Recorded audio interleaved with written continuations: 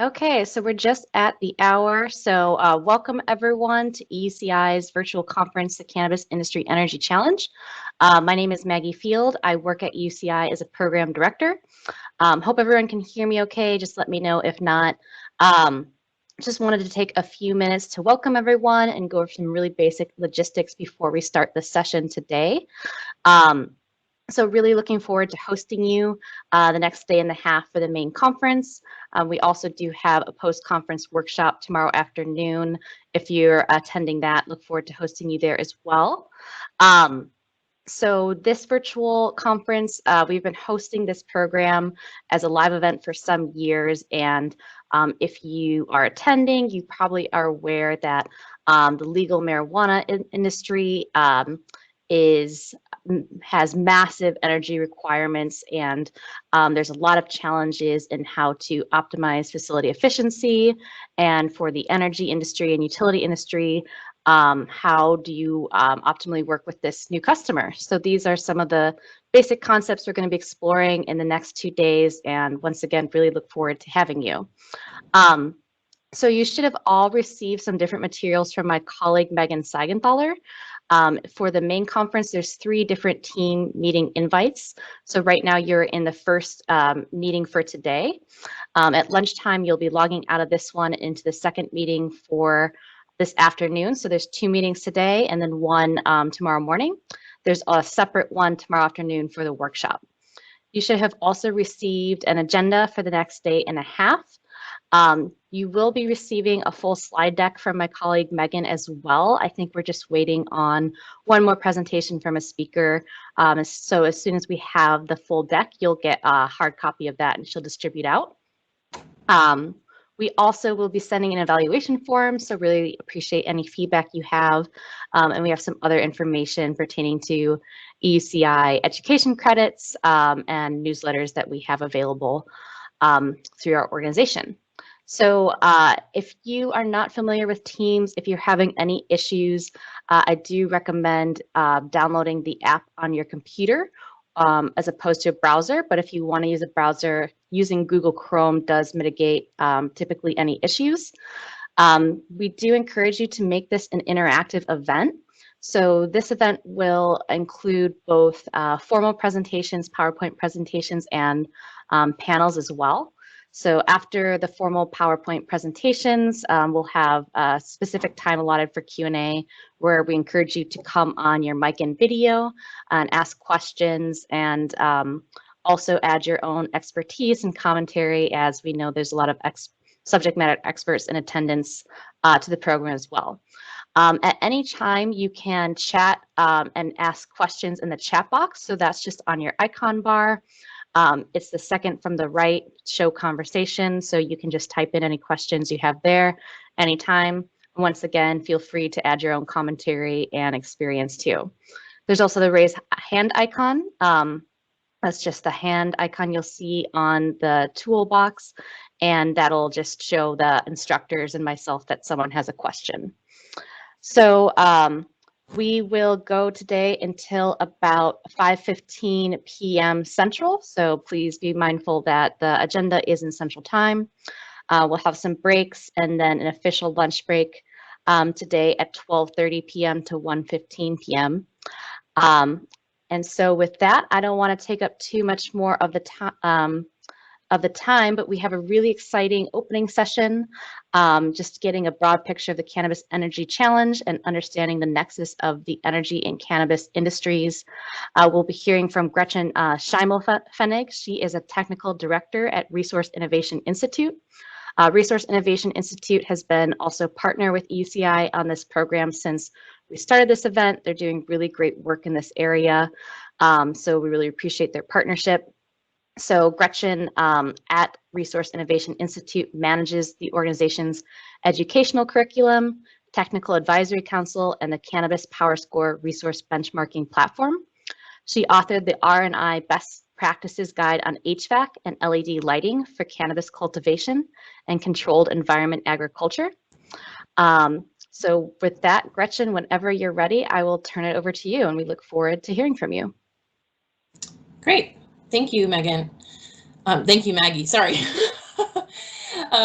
Welcome to the EUCI Cannabis Industry Energy Challenge. I'm excited to kick off this event with some recent insights on the nexus between the energy and cannabis industries. I want to thank Maggie and EUCI for welcoming us back and to have this keynote session as well as a closing panel where our executive director, Derek, will be joining others to have a conversation about energy codes. So really glad to be a part of this event again. So as Maggie said, I am Gretchen Schimelpfenig.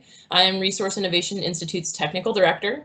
I'm an interdisciplinary engineer focused on mitigating climate change at an industrial level. And I'm also a licensed civil professional engineer in the field of construction in California and Vermont, and am an expert in energy efficiency for commercial and industrial buildings. So to frame that experience today, I want to share with you that I believe that we can produce net zero carbon cannabis today. In fact, I think that we must, because we already have the tools to do it. Why should you care about achieving net zero goals? We're all approaching the topic from various perspectives, but we are all connected to stakeholders who care about these goals, and we are all humans who want to live on a healthy and resilient planet.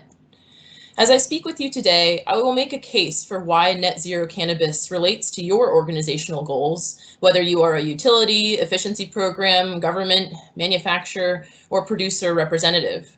I hope to connect your work to this topic and lay out a way for us to think about net zero carbon cannabis to start doing it as we kick off this EUCI gathering. Science is just lying around waiting to be discovered. Engineering turns it into something useful, said Professor Sir Michael Gregory, former head of the Institute for Manufacturing at the University of Cambridge in the United Kingdom.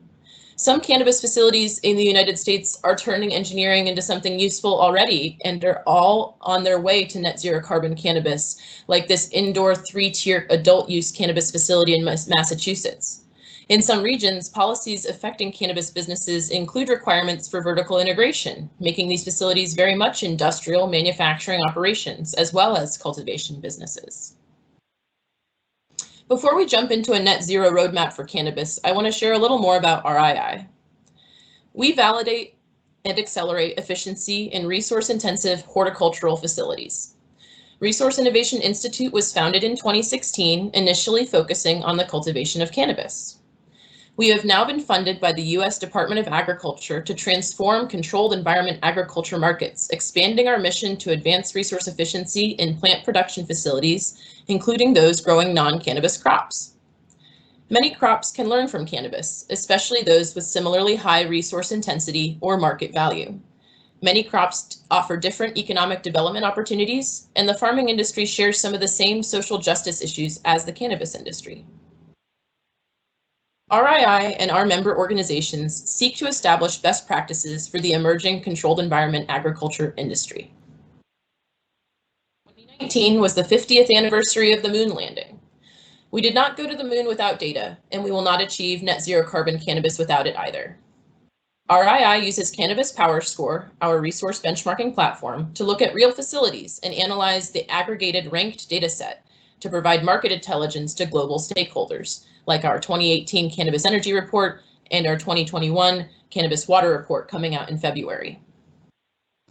To reach net zero anything, you must use metrics to measure existing systems and establish baseline performance. We analyze the ranked data set of PowerScore records to provide quarterly insights to our member organizations. In 2020, we established a benchmark for the electric energy use intensity of indoor operations, comparing subgroups of facility by lighting system type in operation for any stage of plant growth or just for flowering. In our data set of over 80 indoor facilities, we found that with LED, you can get nearly double the biomass for the electricity used for lighting. Facility groups using LED for any stage of plant growth and for the flowering growth stage, shown in green on the chart on the right, also had the lowest electric energy use intensities, measured in electric kilobTUs per flowering canopy square foot. So the gist of this slide is that using LED, you can get more biomass and you can get lower energy intensity. And the key word being can.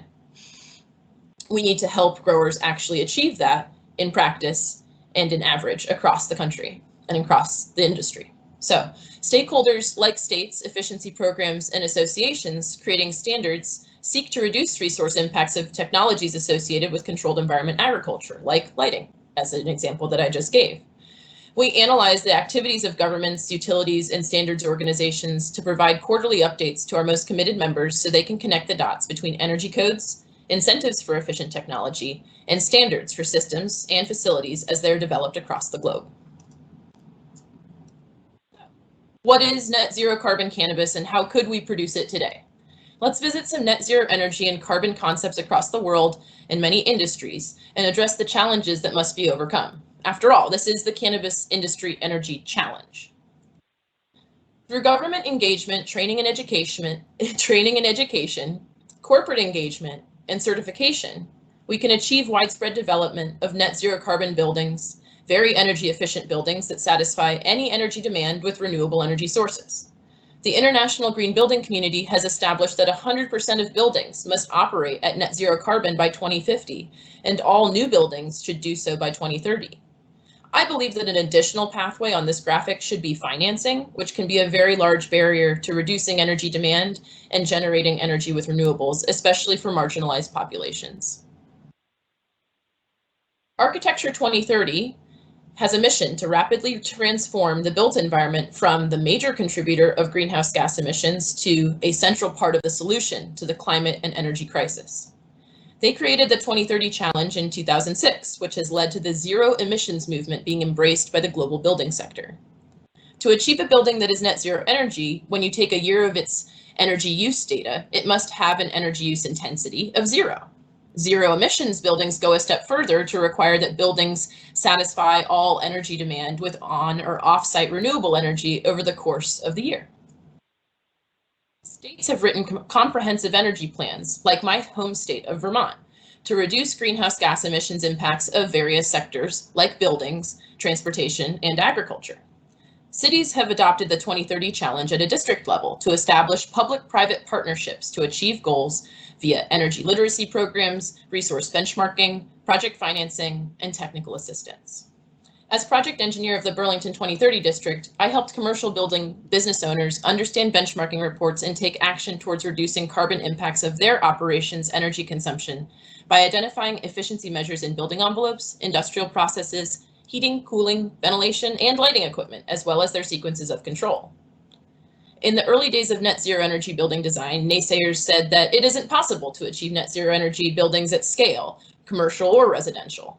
I'm impressed with the progress that we've made and inspired by the greater number of design professionals using the Zero Code to ensure existing buildings are renovated and new buildings are built to high performance standards and are controlled to achieve net zero emissions throughout their lifetime. This is why I think we can produce net zero carbon cannabis. Net zero concepts are applied to the smallest buildings, our homes, and highly technical engineering systems are being applied to provide resilient, comfortable, and low impact lifestyles for humans in their unique residential environments across the world. Homes are unique and have many personal choices, much like a cultivation facility, yet we can make them net zero energy and net zero carbon. This is why I think we can produce net zero carbon cannabis. The business community is seeking sustainable outcomes and is holding itself accountable. B corporations, businesses that meet the highest verified standards of social and environmental performance, are pledging to walk the walk. In 2019, over 500 B Corps publicly committed to net zero by 2030 at the UN Climate Change Conference. Companies like Patagonia, Allbirds, Davines, and The Body Shop will be accelerating the reduction of their greenhouse gas emissions to reach targets set in the Paris Agreement 20 years early. This is why I think we can produce net zero carbon cannabis. Tech industry giants like Facebook and Google, along with all of their associated industrial processes like data centers and offices across the world, are reducing their emissions and committed to eliminating emissions from their value chains by 2030. Facebook says, "We are working to minimize our energy, emissions, and water impact, protect workers and the environment in our supply chain." Google goes further to pledge that by 2030 to run business on carbon-free energy everywhere at all times.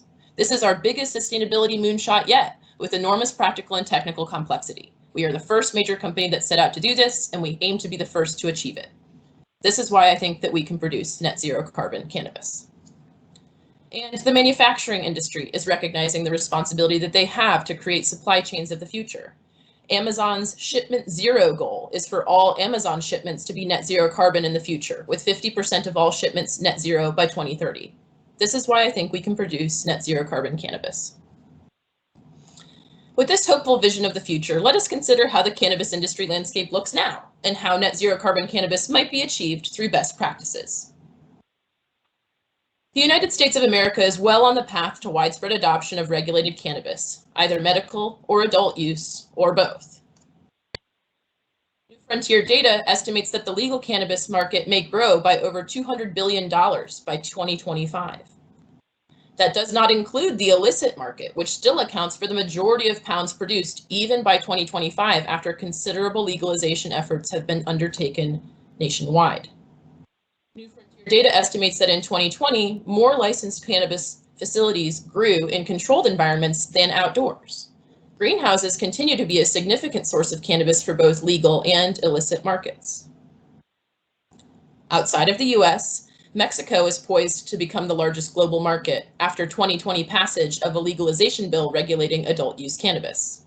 This photo shows a protest cannabis garden of the Cannabico Mexican movement in Mexico City, next to Mexico's Senate building, and the social justice movement surrounding legalization efforts continues to accelerate change in regions worldwide. With the industry growing as it is, the carbon associated with cannabis production is the nexus between the energy and cannabis industries. Net zero carbon begins with efficiency, and a key strategy of efficiency is net zero energy. Energy efficiency can reduce energy use and greenhouse gas emissions by 50% by 2050, according to the American Council for an Energy Efficient Economy. In Akron, Ohio, this medical cannabis cultivation facility provides a better quality product with greater yields and uses 90% less water and 35% less energy than other cannabis facilities. The structure uses prefabricated construction, passive design, and completely integrated systems, and is net zero ready, incorporating a full roof photovoltaic array to achieve net zero energy in a typical year of operation. The building was constructed for $300 per gross facility square foot. All of these costs must translate to a facility's cannabis production.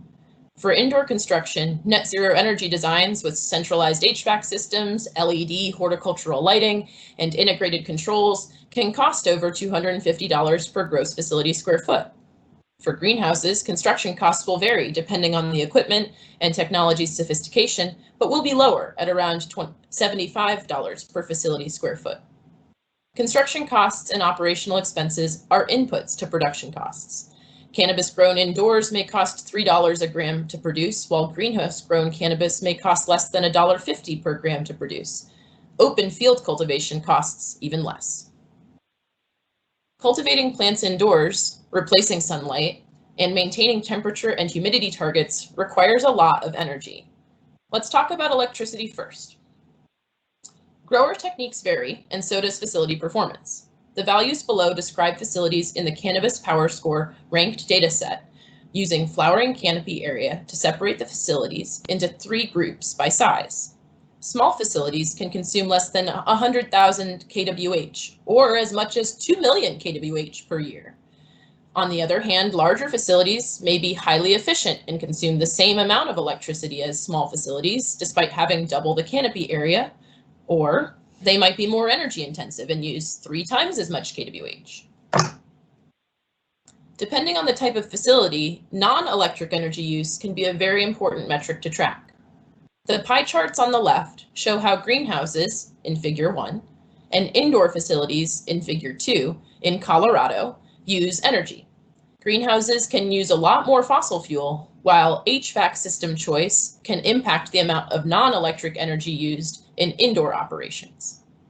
The graphic on the right shows energy efficiency key performance indicators from Cannabis Power Score, describing a Massachusetts indoor facility's electric, non-electric, and whole building energy use intensity in kilobTUs per canopy square foot.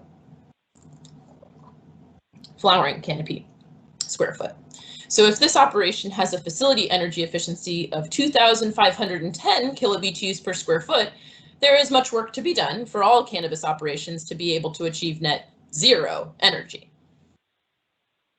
Studies in the 2010s attempted to estimate the energy consumption of commercial cannabis production by extrapolating from the equipment used by illicit growers adding up nameplate wattages and assuming typical hours of operation. We know this to be an inaccurate representation of the diverse approaches taken by the regulated market and see much more efficient equipment being adopted in licensed facilities nationwide. Using RII's specialized cannabis power score key performance indicators for efficiency and productivity, the ranked dataset shows a much lower average indoor facility energy use intensity of 2,000 kilobtus per flowering canopy square foot. We can begin to establish a path towards net zero energy and zero emissions cannabis by tracking both efficiency and productivity metrics. You can see here that grams of dry cannabis per kBTU is a metric that we use in the Cannabis Power Score and show 0.1 grams per kBTU of all fuels, including electricity and fossil fuels, for indoor facilities. Many utilities and efficiency programs are concerned about the electric demand associated with cannabis production facilities. Cannabis Power Score data from indoor operations in New England shows that peak demand in kilowatts ranges widely by size of facility and does not necessarily increase in a linear fashion as canopy size increases.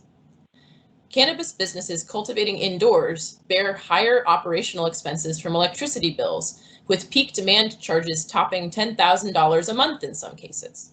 A key strategy for reducing peak demand is to balance flowering rooms. To balance flowering rooms, an even number of rooms with 12-hour photo periods are alternated rather than lit concurrently, resulting in substantial load reduction and financial savings, as you can see in the graphic on the right. Greenhouses in Colorado in RII's Cannabis Power Score database can achieve lower peak demand than indoor facilities associated while growing larger flowering canopy sizes, with facilities over 10,000 square feet of flowering canopy having peak demand 40 to 60% lower than indoor operations of the same size. However, greenhouse facilities can have higher energy use intensities depending on how they are constructed and the HVAC systems used for cooling, heating, and ventilation. More data is needed, but greenhouses and Power Score show an average facility energy efficiency key performance indicator 4 times higher than the indoor average at 8,000 kilobtus per flowering canopy square foot. While they may use more kilobtus per square foot, greenhouses can produce 50% more cannabis for each unit of energy, achieving better average productivity than indoor operations at 0.15 grams of dry cannabis per kilobtu per year. A key companion to efficiency is energy-related emissions. Where each unit of energy comes from is almost as important, if not more important, than total energy use in some regions. Colorado, for example, has an electric grid with high associated carbon emissions due to the share of coal serving the state's energy needs. The fuel source chosen by cannabis producers in Colorado has substantial implications on the associated emissions of facility energy use. RII worked with member ERS to co-author an article in Cannabis Business Times describing fuel sources of greenhouses and indoor operations in Colorado, and found that the energy-related emissions impacts of greenhouse production of cannabis can be 71% better than indoor facilities. Great, so how low can we go? To produce cannabis with even lower carbon emissions, facility location should be considered. If a Massachusetts operation has the same facility energy productivity as a facility in Colorado, it would have 50% lower CO2 equivalent emissions due to the greater proportion of renewable energy sources serving the electric grid in New England and the decommissioning of regional coal power plants. While this understanding of how cannabis facilities use energy and how emissions impacts are affected by cultivator choices and facility location, with this understanding, we can now take a look at emerging standards regulating the cannabis industry to bring order to the market. It's not the Wild West anymore. There are some sheriffs in town working hard to collaboratively bring structure to the supply chain. With recommended practice, we can establish benchmarks for efficiency programs. And with testing protocols, organizations can certify equipment and create qualified product libraries, which in turn allow efficiency programs to effectively create incentive programs. As those organizations create standards so they can be referenced in laws created by leaders, governments are seeking more information on indoor agriculture so they can create informed policies. Energy codes for commercial buildings account for at least 6% of the 50% energy use and emission savings needed to meet our climate goals, according to ACEEE. energy codes are evolving to address controlled environment agriculture, not just cannabis, and address energy consuming systems such as lighting, greenhouse envelope, and standalone dehumidification equipment. California leads the way with Title 24 Part 6 Controlled Environment Horticulture, addressing all crops grown in greenhouses and indoor environments. Many states are encouraging or stipulating that cultivators use on-site renewable energy generation or purchase green power through their utility. And states such as Massachusetts and Illinois also have unique requirements for lighting, HVAC, and the reporting of energy and water use. Leaders want to protect their efficiency standing and achieve their carbon reduction goals.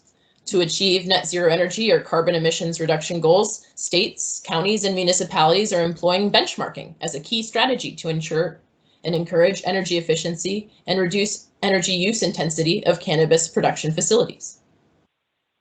States and cities also want long-term tax revenues and are wise to not only regulate the industry, but also invest in helping these businesses become very efficient so they can be competitive and resilient. Everyone can benefit from the positive PR of net zero cannabis: the jurisdiction, the utility, the efficiency program, the producer, the design and construction team, and the consumer. Establishment and adoption of best practices are key to continuing progress. To bring cannabis to a cost-effective and profitable net zero carbon future, we must provide education and technical assistance to demonstrate and support adoption of best practices and technologies that improve facility efficiency as well as product quality, yields, and financial performance.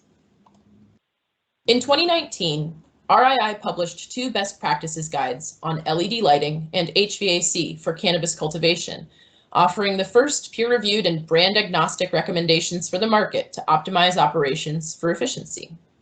We help the market speak the same language by defining key terms, offering strategies for growers, architects, engineers, and utility partners to use to reduce resource impacts and operational expenses, manage first costs of efficient equipment with incentive programs, and improve productivity with automation systems.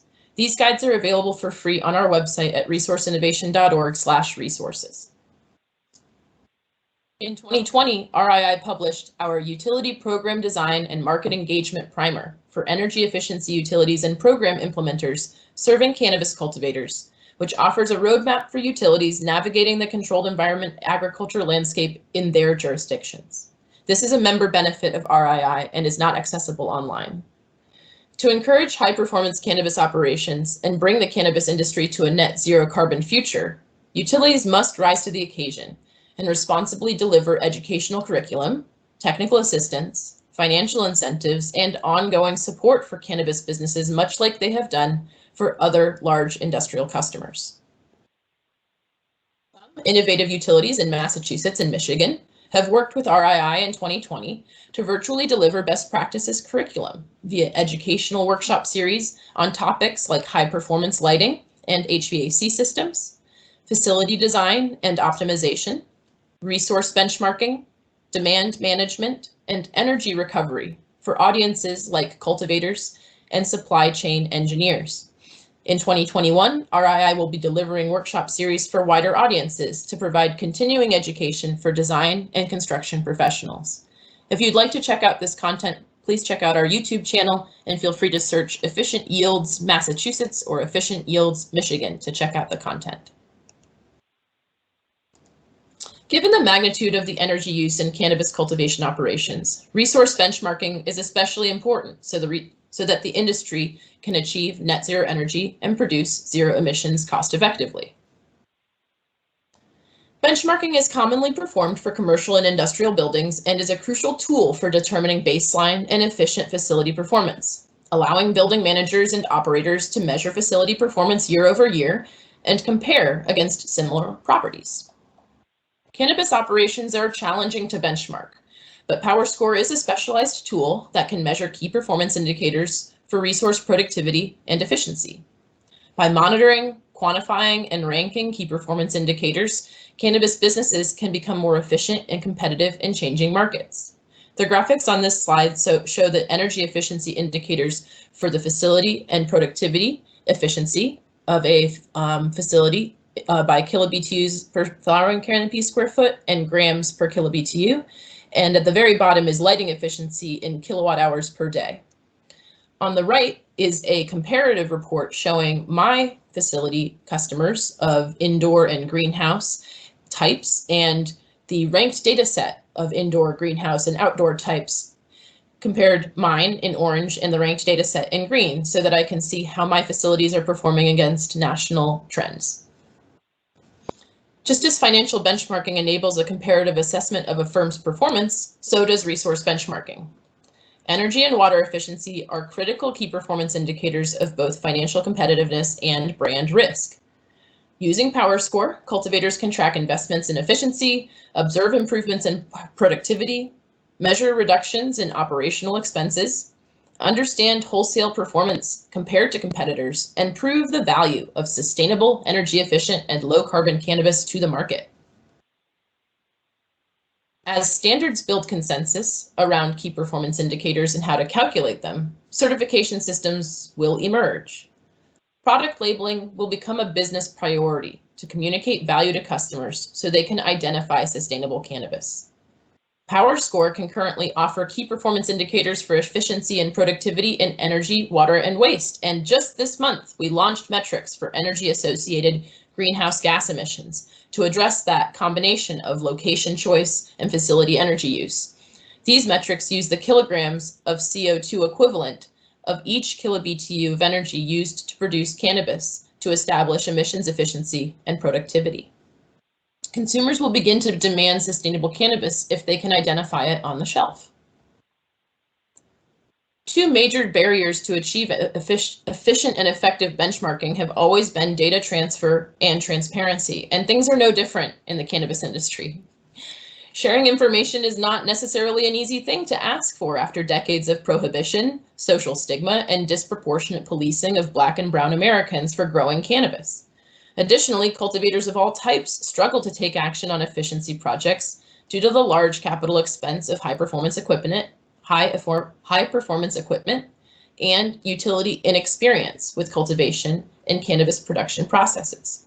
It's very important that utilities do the work to get to know these growers' operations and begin to understand how they can most effectively make change by buying down the cost of equipment for them, helping with technical assistance, and encouraging transparency while providing growers with the feeling that their data is protected. Utilities want to measure and verify energy savings, but their goals may not be aligned with their cultivator customers if they do not strategically plan and collaborate with cannabis businesses to understand what matters to producers. Grower and utility goals need to be aligned so that net zero energy cannabis can be both cost-effective and validated. We need to tune to the station of what growers want to know and track and allow energy savings to become a mutual benefit so that cost-effective net zero energy cannabis can be a goal that is not only one shared by utilities and governments, but one that is shared by businesses too, for their bottom line. For producers to effectively label their product as net zero carbon cannabis, they must be able to quantify the carbon impacts of their energy sources and fuel consumption.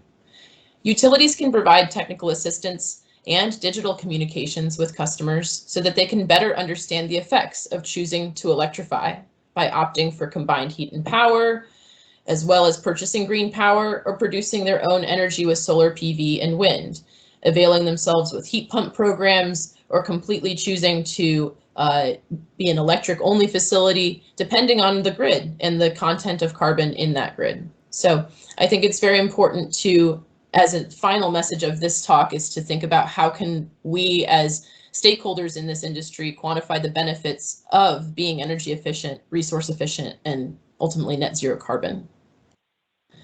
Science is just lying around waiting to be discovered, and engineering turns it into something useful. That something useful that our cannabis moonshot needs is data, and together we can see the dark side of the moon.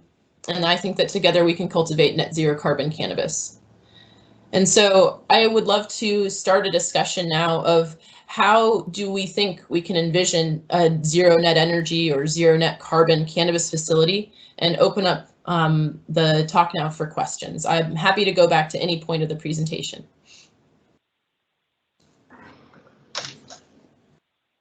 Well, thank you so much, Gretchen Schimelpfenig, for kicking us off today. Great keynote presentation.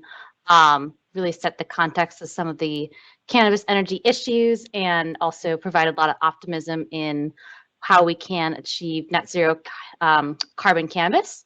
So Francis Boucher, it looks like you have your hand raised, so go ahead and come on and ask your question. I like the idea. It's something I have to say I haven't thought a lot about before you brought it up, the net zero for carbon. But I think the one of the things that we're not doing enough of with these warehouse designs is probably introducing daylight, which we can do in offices. We are able to bring daylighting into office buildings and replace electric lighting with that. That's something, again, for warehouses. I imagine there's a concept in the future that we could apply to do more of that, and that certainly would be beneficial as an example. The thing that we talk about bringing science, bringing the solution to us. I think this, from my perspective, the science that's missing is we're not employing is using in cold climates outside air, dry, cold outside air to remove humidity from these indoor warehouses. That's one of the major energy downfalls of these facilities is the dehumidification, and the fact that removing that humidity using the methods currently popular, which for the most part involve refrigeration, are really inefficient.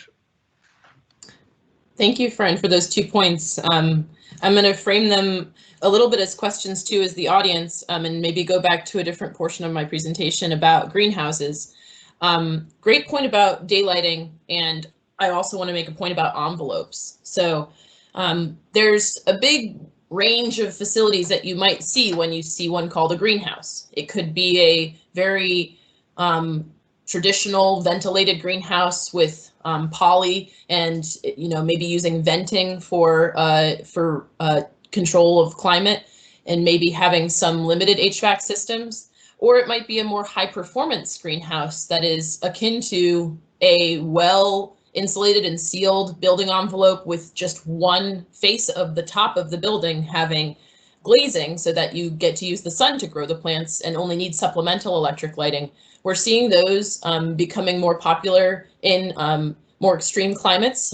In Colorado, the study that I was speaking about has some of those in use, and those are kind of this hybrid of an indoor warehouse facility that's adding the sun inside, but is not really akin to a traditional greenhouse in many ways. And so the point about daylight, I think, is a very good one. As a utility efficiency program designer and implementer in Burlington, Vermont, when I developed programs for cannabis or for non-cannabis growers as well, I encouraged using the sun, and that is the most low energy choice. It may not be the most low resource choice, but there's more to be learned about water, for example. But daylight for sure should be a strategy used at the very beginning, at least in energy education, as well as in maybe encouraging the use of sun-grown cannabis or sun-grown crops by utility programs, depending on the goals of the jurisdiction. So it's a great point about daylight. And you can see that in the production, right? The average facility energy productivity, they're producing more cannabis per kilo BTU. So they're putting in less energy to make as much cannabis. The sun's helping them out there. I also love that you brought up HVAC here with the missing science needed of using dry outside air for cooling. One of the energy literacy and kind of building science literacy issues with the cannabis industry is that outside air has never been seen as a friend, because it can have issues related to pests and pathogens coming in through the HVAC system. If you bring in fresh outside air, it's not necessarily considered fresh to the growers. They might also feel like there's risks to their intellectual property, wherein they worry that if there isn't adequate filtration, they might be getting in pollination or other genetics from nearby growers, or vice versa, having their growing plants bringing pollination outside to the outside air, so that other growers might end up with their plants or hybrids of them, and therefore their product won't be, their product anymore. One point that I'd love to make is that with our curriculum in Michigan and Massachusetts, one of the central factors of high performance HVAC systems is the use of energy recovery and smart, intelligent use of dry outside air when it's optimal for cooling, and when it's optimal for dehumidification. So the traditional options and those that were studied by the early studies extrapolating that high energy use intensity is, is not centralized air conditioning or ventilation. It's per grow room, and often the dehumidification is in the grow room as well, which is generating heat that then the air conditioning system has to take. So it's a great energy saving opportunity to figure out how to centralize air conditioning and dehumidification, get it out of the grow room itself, and incorporate, like in this image, the ability to take in outside air, do adequate filtration, and mix in that outside air so that you can have less of mechanical cooling happening there. So thank you for those points, Fran. I think that's an example of, this picture is from a facility in a region that has more encouraging energy codes for efficiency, more utility programs, and so the producers are adopting high performance HVAC systems that may be hydronic. They may be using chillers and boilers that we see in large industrial facilities, and they may be using big centrally ducted systems that can incorporate energy recovery. Great, so encourage everyone, you can come on the mic or type in the chat any questions for Gretchen. Gretchen, I'm kind of curious if you or the Resource Innovation Institute have any thoughts on microgrid applications for powering cannabis grow ops, what might be some of the benefits or possible cons to using microgrids or other DG applications and solutions for powering cannabis cultivation facilities, and if you're seeing microgrids being looked into as a possible power source and solution. It's a great question, and I think to go back to the top is we need the data, we need more data to show more case studies in more regions with more scenarios. So there's, I think, ample opportunities for microgrids, ample opportunities for cogeneration, like on this slide here, doing things like on-site renewables, on-site thermal storage, on-site energy storage. I think that there are many avenues that have yet to be explored. I don't have a ton of expertise personally on the cost effectiveness of microgrids in this particular application in lots of different regions, but I do know that, for example, in certain regions, cogeneration may not be as cost effective due to the fact that there isn't a great use for that extra heat.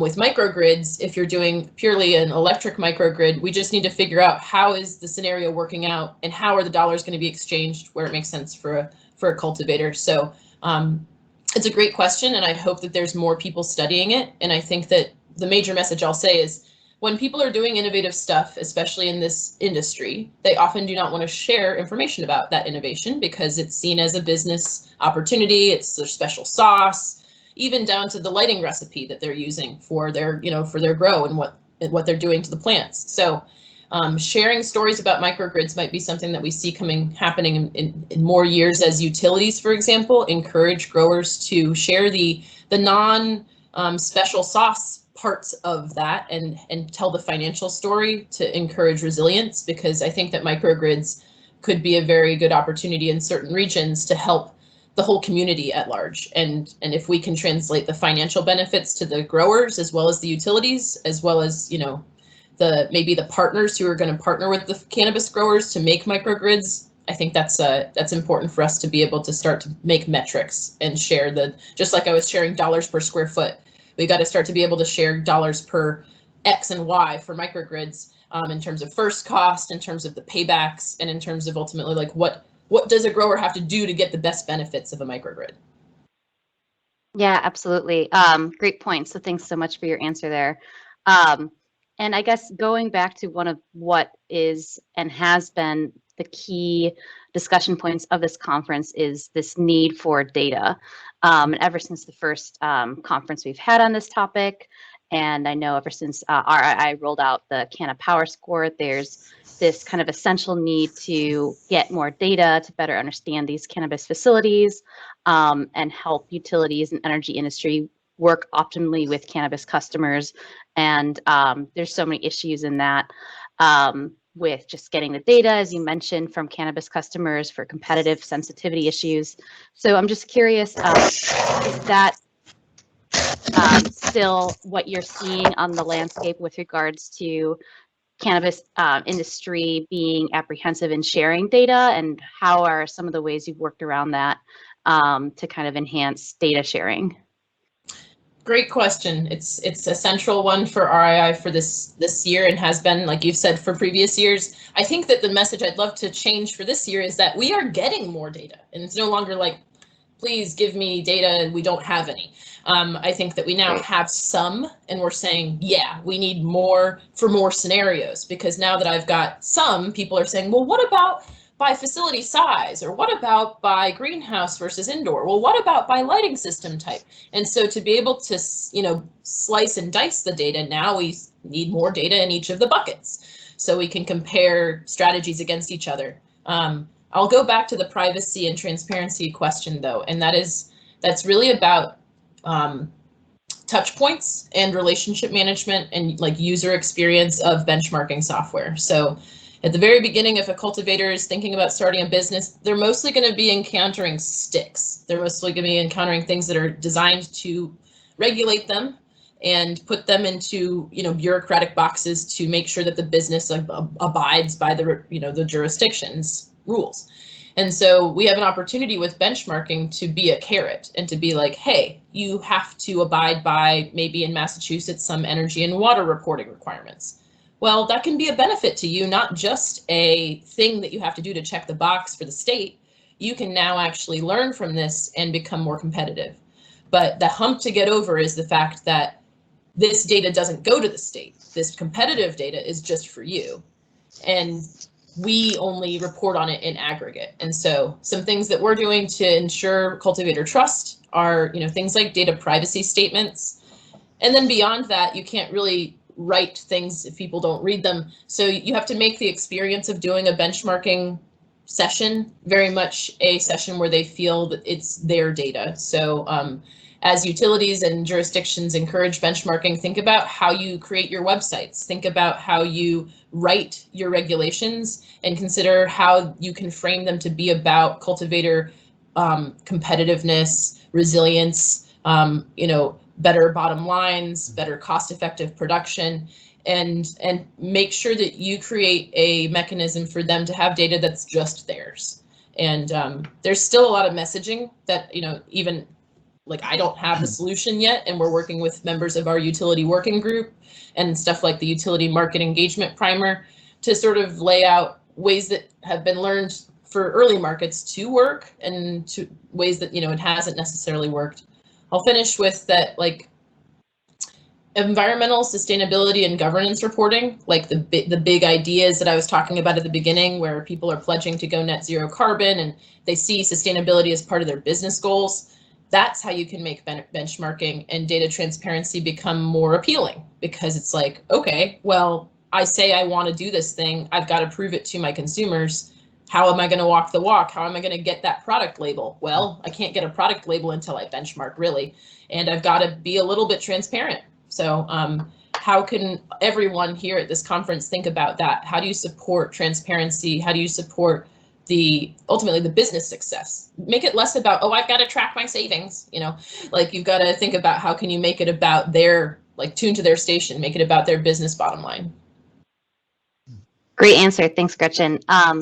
Anthony Serrano, looks like you have your hand raised. Welcome you to ask a question. Yeah, I have a question regarding the demand load for indoor facilities. Is it constant? The demand load, is it 24/7, which doesn't fluctuate?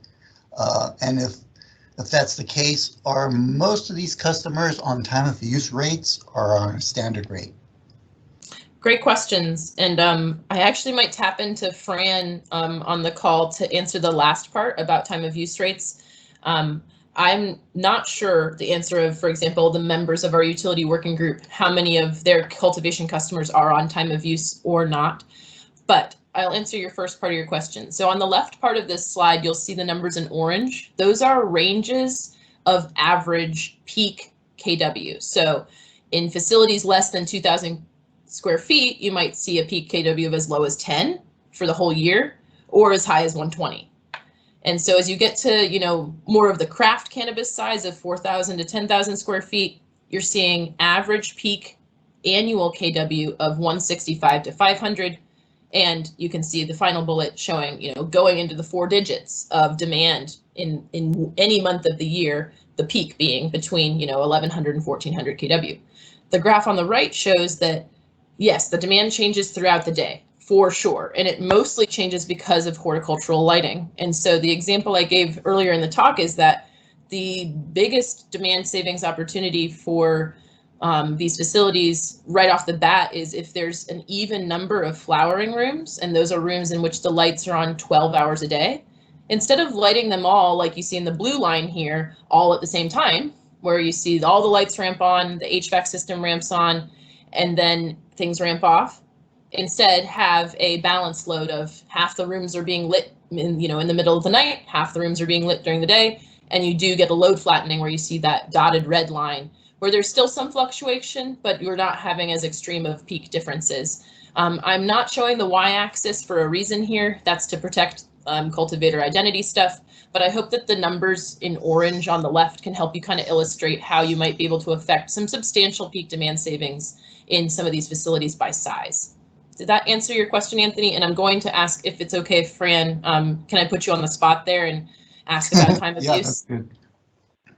Well, yeah, I don't mind laying in a little bit. I mean, we don't have time of use rates, and it really depends. Even in the same state, in adjoining towns, the demand charges are different because we have 2 different utilities here.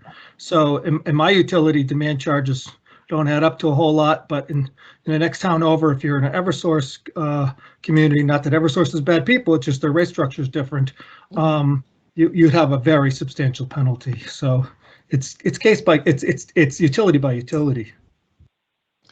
Do you see most municipalities creating their own specific rates for this type of industry?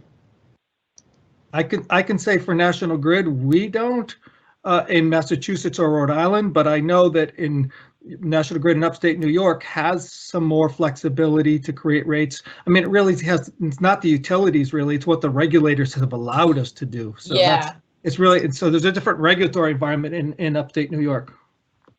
Yeah, I would speak that for in Vermont, in Burlington, we could make a special rate for cannabis facilities because we can by regulation do that, but that's not necessarily possible in every jurisdiction.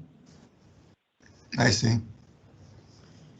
But we might see, for example, heat pump rates, in other jurisdictions with innovative programs. I do believe that in jurisdictions we will see or already see cultivator rates. But I think it has to be coupled with that energy literacy and education, that incentivizing of best practices and technical assistance, because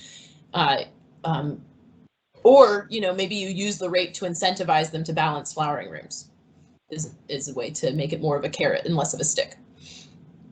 Or incentivize them to come to your particular city. There you go. Yes, exactly. Like I tried to mention, there's this PR opportunity for efficient cannabis. And so if you set them up to succeed in your jurisdiction, then you could get perhaps the load growth you want, or perhaps you get the savings goals you want, or perhaps you're able to get electrification done in with customers that you haven't been able to reach before. The economic development goals of a city or a municipality could influence choices like this too, to make a special rate. It's definitely something that I'm going to explore with members of the utility working group, such as Lansing Board of Water and Light. I think it might be something that as they have more cultivators get online and have more data, then they'll be able to actually design the rate better. I see. Thank you. Yeah, thank you. Great question. So I know just in the 2020 election, there's a slew of new states that legalized marijuana. I believe New Jersey, Vermont, Arizona, Montana, South Dakota. So with your work and RII, are you seeing these states, do they, you think, understand and recognize some of the energy issues and challenges?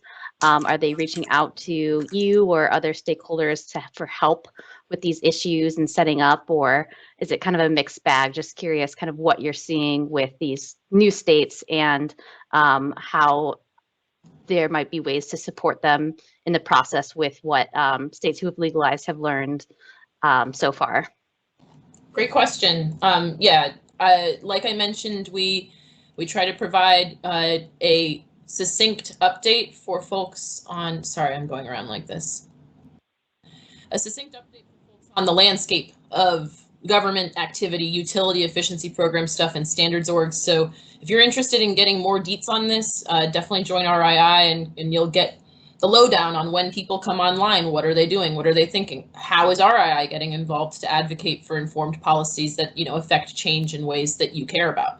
So I thought I'd like to give an example of Montana. Very surprising, you know, didn't reach out to us at all, but did establish a benchmarking requirement in their legislation. The question is, how do those get actually implemented? Do they have a budget? Do they have a staff? How are cultivators encouraged to do that? It'll all remain to be seen, but it was very cool to see a state like that, you know, isn't necessarily known for super energy efficient performance, making a move to, when they start an industry, do something sensible. We've also been engaged with a utility in Arizona to, they're thinking about how to be proactive. So monitoring the legislation is something that they did with us, and then you know, we're working with them to help them get a roadmap to implement something that isn't just completely from the ground up, but is using like the utility primer and other, you know, assets and resources to not have to recreate the wheel. So there are states, though, several that came online that have nothing to do, you know, no requirements related to energy, no requirements related to reporting, no requirements related to water or, you know, quality management. So in some cases, it's sort of like maybe they'll build it and then they'll regulate it later. But in those cases, we are very much interested in doing things like energy education, because if there is no energy code regulating these facilities, if there is no, you know, goal out there to encourage them to be efficient, there's actually kind of a converse opportunity where the utilities can actually incentivize equipment quite heavily because there is no code regulating it. There is no law saying that they have to be efficient. So the utilities can actually get a lot of energy savings in these regions. And then they can also do a great deal of benefit by doing technical assistance in education, because if the state isn't taking the responsibility for it, if the law isn't, then the utility efficiency programs or the, you know, trade associations or the manufacturers, the design professionals, they all can step in and be the savior, you know, to be like, hey, I actually can save you an incredible amount of capital expenses and make your operational expenses so much better that, you know, you're going to be the most competitive facility in Alabama. Like, it really depends on the business goals of the cultivator. But I think that in certain regions, the lack of action can actually be an opportunity for certain cultivators if they choose to walk the walk of net zero cannabis much earlier. Great. Yeah, very promising. Lots of opportunity there. So interesting perspective on how that can actually help in the net zero pathway. Great. So if there's any last questions for Gretchen Schimelpfenig of Resource Innovation, encourage you to come on the mic or type it in the chat. But Gretchen, it's been a pleasure. So really appreciate all the time and effort you put together with this presentation to open up our conference today.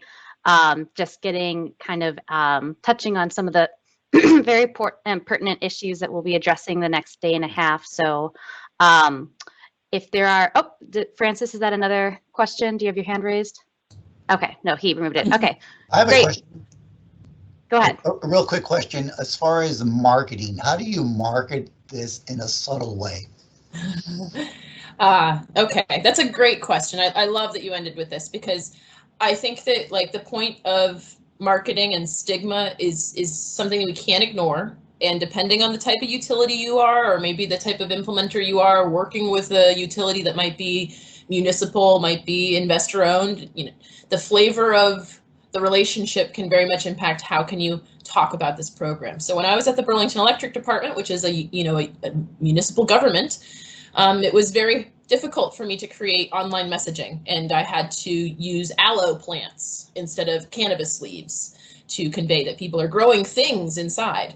And so it was very much a challenge to do the right amount of marketing to get interest in my program, but to not do so much marketing that my leadership got upset that I was like overly talking about cannabis compared to commercial refrigeration or something like that. So I think that that's a challenge, and something that I think utilities should step up to the plate of and recognize that, look at the map, look at federal legalization is on its way. And so if as a business, it's pretty much impossible to talk about cannabis. I encourage you to start openly talking about controlled environment agriculture, make an all crops program. There are lots of utilities working on crop agnostic offerings. So I think that marketing can be done to put cannabis out there, make sure that cultivators see themselves in your documents. If you don't put them out there, they're not going to come to you. A lot of research that we're doing is that there's still much to be done to massage the relationship between cultivators and utilities. So while it is hard, I acknowledge it's hard to talk about cannabis as a utility, as a engineer. You know, some folks are creating their own companies with different names to avoid having their fundamental core brand affiliated with cannabis. I acknowledge it, but I think that we're headed into a new future where, you know, you're seeing CBD at the gas station. We're having food and drinks at the grocery store with cannabis advertised on it. And I think that as a hopeful message, I think that we are coming beyond that, and that those who are courageous to figure out a way that it can be beneficial to the business while being a little open about talking about this crop could get a lot of, like we were talking about, peak demand savings, you know, KWH, carbon savings, and PR. So how can you frame the PR positively? Don't make it about the crop. Make it about, you know, energy efficient cultivation, developing the economy of your city. And that it's another business, just like you celebrate the brewers, you celebrate the restaurants. We can celebrate cannabis producers too, in a way that meets the needs of a business, no matter the stigma that may or may not affect leadership. Did that answer your question? Yeah, great. Thank you. Appreciate it. Yeah, thank you. It's not going away, but I hope it's going away a little faster. Hey, and Francis, I'm not sure if you had your hand raised. Yep. Yeah, I wanted to share my experience with that at National Grid. It was difficult because our management said they didn't want us to put any specialized effort into cannabis. They didn't want it to stand out any more than any other product. So the standard was, don't do any special marketing or things for cannabis that you wouldn't do for other products. And it was difficult because we're trying to attract a different market. It was a new market coming on all at once, and there really was nothing to compare it to in terms of us having to reach out to. So they basically kind of shut down what we could do in terms of marketing just by making that statement of just keep it, you know, the same level you do everything else, because nothing else did we have special marketing for. Yeah, great point, Fran. And I switched to this slide to illustrate that. So, you know, different utilities had different abilities to do advertising for our workshops. And so you can see on the bottom left that Consumers Energy didn't want their logo on this, but Lansing Board of Water and Light was okay with it. And that's totally fine. Figure out what works for you and just make sure that you're getting your message out there. And Consumers still got very well known as a utility that's out there to help with very innovative and some very prescriptive programs that make it super easy for cultivators. And so, like Fran said, you can't do too much more than you would for any other customer, but you are going into an emerging technologies as well as emerging customer segment. And so I think that the business case can be made for some slightly unusual, you know, maybe educational curriculum, maybe a new website page needs to be made. Like, just like you had to make one for, maybe if you had a big data center industry come into your jurisdiction, you would probably make a page for them. You know, strategic energy management, pay for performance. These are all things that can be refocused and repackaged for cannabis producers, and in a way that doesn't trigger your, you know, your communications people to have an aneurysm. Yeah, and Gretchen, that's something even EUCI with this conference we've dealt with, definitely with different utilities, some that in states that were legalized first that just can't participate because of internal reasons in their legal team. They don't want name of their company representative on the agenda. A lot of utilities, it's not even an issue though. Some utilities, they can say that they're speaking, but we had big utility in Canada sponsor one of the events a few years ago, but they put all this money in, but they didn't want to put their logo on the event. So even in that capacity, it's kind of a different mixed bag. And and that sort of thing and dealing with that. Great. So any last questions or comments for Gretchen? Please feel free to jump on. I have one more question. This is Anthony. Mm-hmm. Regarding the indoor facilities, so you have a facility that's, you're growing it inside, but does most of these facilities have security, since this is a cash-based business? Is everything in like one facility? I wouldn't say that everything is in one facility necessarily. It depends on the region. First of all, if they're required to be vertically integrated, like I mentioned earlier. So in places like Massachusetts, you might have a business that cultivates and then also does processing and extraction of cannabis products on site. And then they might manufacture products like edibles and then package them and then transport them to their retail store where they then dispense them to the consumer. So there might be a lot of security involved in all of those, especially the transport and the retail side of things. In terms of the cultivation side of things, I would say that security is definitely part of it. It's not my area of focus, but it's something that, as you talk about integration of building systems, that's where that starts to come in, and you start to ask cultivators, well, you have all these disparate systems tracking these different things. Where do you ultimately look at that information and start to connect energy to other metrics? Do you want to elaborate specifically on the security question and how that relates to energy? When I work in a city that's mostly commercial industrial, very few residents. So the security aspect is what I'm seeing in California, in the Southern California areas. You have the retail facilities and they have displays. And then they also, within that facility, they have, even though they don't show it or market it, because you can't, it's, it's a fortress. So you have a specific area for retail customers. And then behind the scenes, that area is fortified because it's all cash. So my concern is if we were to have a facility in our city, and we have a lot of big warehouses, commercial facilities, how much, and then if we were to install new load or new electrical panel, is that typically away from the facility, or is that near outside panel, which is common, but when they're constructing it, is it a distance away from the facility? Because usually getting inside would be kind of hard. I know I kind of changed the question there. Getting in the weeds here too. I'm not necessarily sure if I'm able to connect it to what I've been speaking about. Yeah. And I think that I'd love for you to connect with Fran about the second question about how interconnections, transformer upgrades, and distribution upgrades are being done.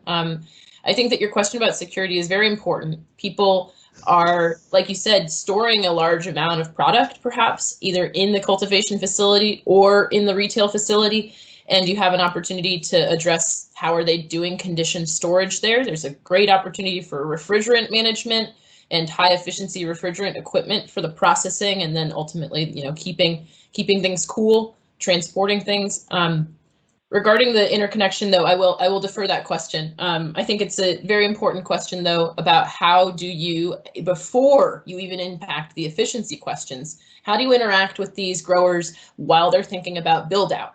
Are they going to phase out? Are they renovating a really terrible old building, or are they renovating a pretty good one? What's the existing HVAC equipment?